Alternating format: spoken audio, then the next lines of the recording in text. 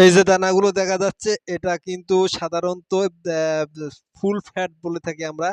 এটা full fat অর্থাৎ এটা হলো সয়াবিন। সয়াবিন যেটা থেকে আমরা সাধারণত তেল খাই, এই হলো আসলে সেই সয়াবিন, আস্ত সয়াবিন। এটা থেকে কিন্তু সয়াবিন তেল তৈরি করা হয় এই দানা থেকে। এটাকে ফুল ফ্যাট বলা হয়। এটা কিন্তু আর্জেন্টিনা থেকে আমদানি করা হয়। এটা এটাই কিন্তু প্রকৃত যে মূল আমরা সয়াবিন তেল বলি, সেই সয়াবিন তেলের ফল আরকি। এটা কিন্তু আর্জেন্টিনা থেকে আমদানি করা হয়।